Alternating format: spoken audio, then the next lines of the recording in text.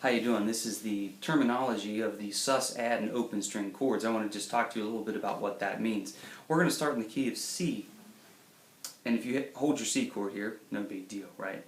If the first thing you have to do is know a little bit about your scale theory. For instance, do, re, mi, fa, sol, la, ti, do, your major scale. If you have a C major scale, you would count up C, D, E, F, G, A, B, C.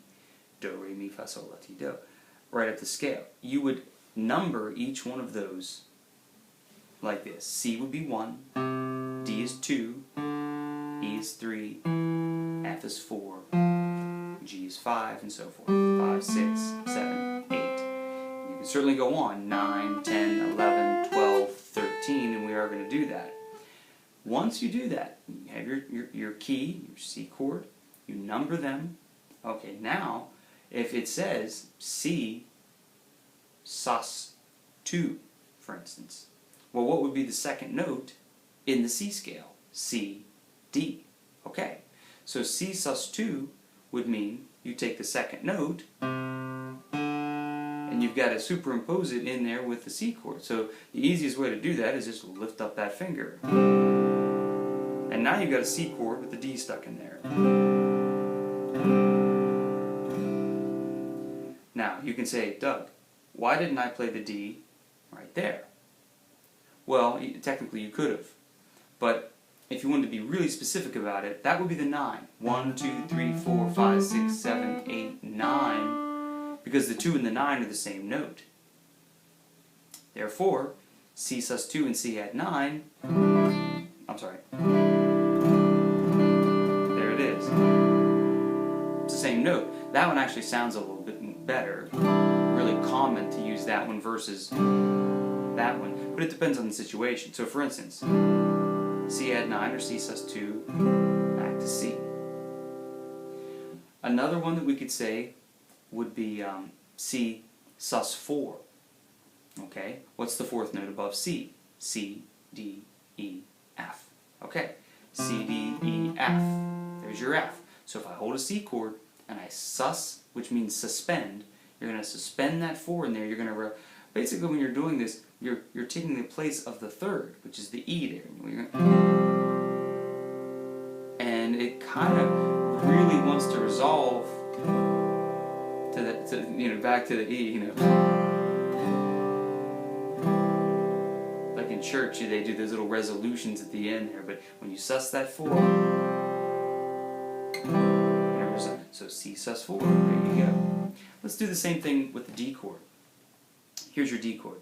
Now the difference is, when you go to the different keys, D major, G major, F, whatever, they're going to have sharps and flats within the scale. So the key of D has 2 sharps, F sharp and C sharp. D, E, F sharp, G, A, B, C sharp, D. And we'll talk way more about that when we do the scale theory. So when you're counting up on your fingers to find the 4, and you have to make sure you have to account for those sharps. When you do the D sus 4, you just count up 4. D, E, F sharp, G. That would be the G. So you superimpose the G right there, and there's D sus 4.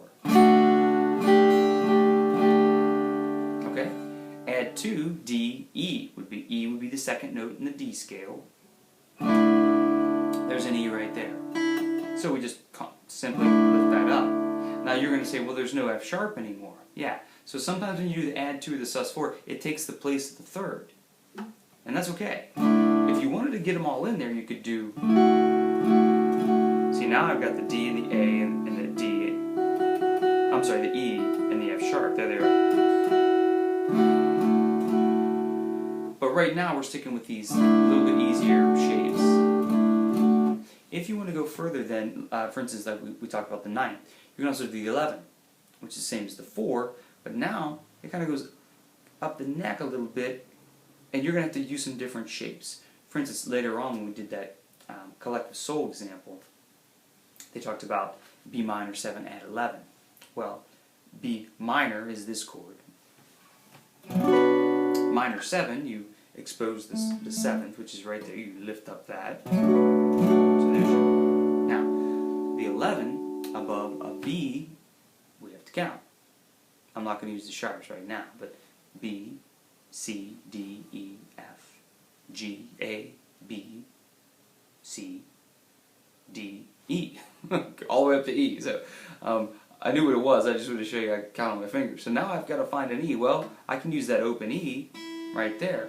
So if I'm holding this, and find an E, well, I would change my fingering to this, and not play the fifth string, and now I can expose the open B, and expose the open E, and now I've got B minor 11. B minor 7 add 11 to B. The other way to do that, if you're not in the key of B, for instance, and you don't want that B in there, you take the first finger and you put it on the E right there. Now you can minor 11. Now some of these might be a little exotic for you at this stage, I'm not sure, but I don't want to go too far. What I'm trying to do is just show you how to figure that out. So if you're looking at sheet music and I'm not there, you don't have anybody to call, you can sit and figure that out. E minor 7, for instance. Seventh note above E would be D, right? Because we've got, there's the D right there. So if I have E minor, and I want to play E minor 7, I need to put a D in there. Two ways to do it.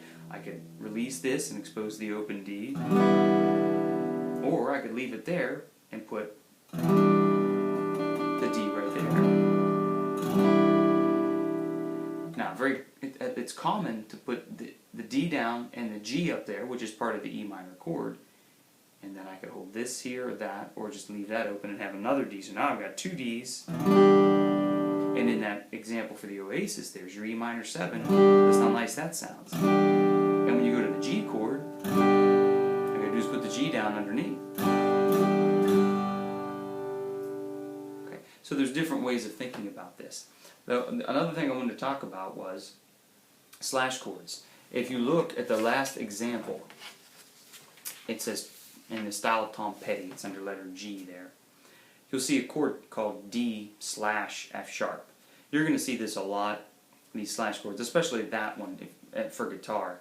What you've got there is a D chord, and then slash, meaning in the bass, the note underneath the slash will be the lowest sounding note, like the bass note. So if you had a piano and you were holding a D chord with the right hand, and you had a D chord with the left hand here, you just have it's called first inversion, you'd have a D chord.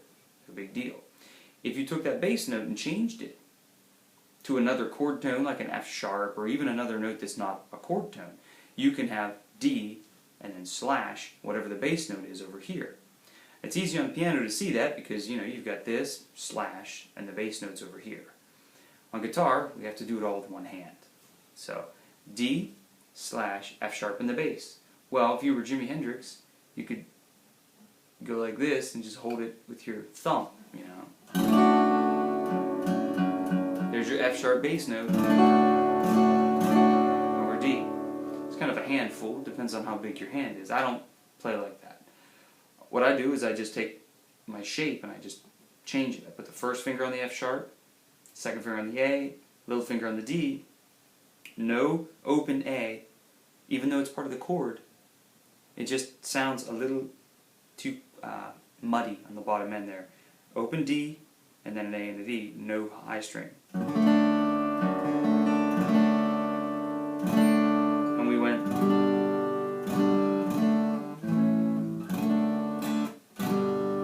There you go. So you're going to see those slash chords a lot. Let me do one other example of a slash chord for you. A major is this chord. But what if you saw A slash C sharp? Well, I still need to keep these notes on the top, but I need to put a C sharp in the bass note. C sharp is right here. So I would use my third finger, I'd stick it on the C sharp, I'd take my first finger and I would bar it over the fourth, third, and second strings, and I would have, like a...